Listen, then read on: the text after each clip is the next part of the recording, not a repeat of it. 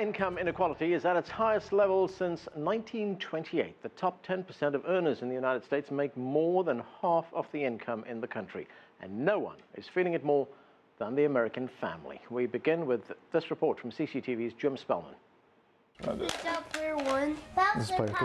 In a suburb of Washington, D.C., Audrey Crippen and Justin Vest are chasing a dream that sometimes feels like a nightmare. You know, the American dream in so many ways is a myth because there is no guarantee.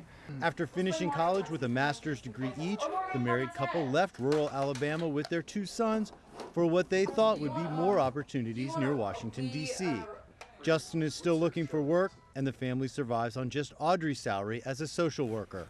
Our current financial situation is very, very constrained, very tight. They're on the wrong side of an increasing problem, income inequality. The rich getting richer, while the poor and middle classes struggle to keep up. High rents and even higher child care costs, plus student loan debt, mean it's a struggle just to survive.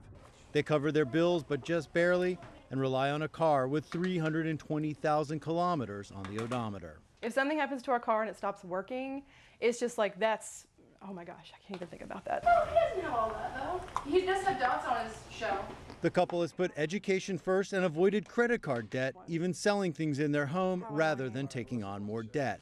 What is worth anything in here, and can we spare it? And if the answer is yes, it's pretty much gone. They've played by the rules in a game that seems rigged. It's like we should definitely not be struggling to pay childcare. We should not be thinking like getting another car, owning a home is like a pipe dream. Like we should not be, it shouldn't be like that. But for millions of Americans, it is like that. In 2013, the average income of the richest 10% in America was almost 19 times higher than the poorest 10%. That places the U.S. third among the 31 countries of the Organization for Economic Cooperation and Development when it comes to income inequality. Some U.S. politicians have embraced the issue, but there are a few clear plans being offered as the 2016 U.S. presidential race heats up. Well, we need change really at every level of society.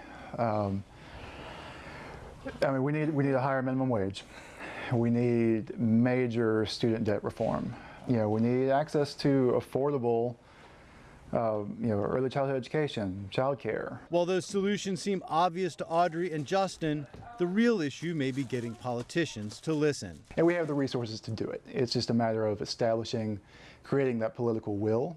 This one! Toadette! But that will may be hard to find. Jim Spellman, CCTV, Washington.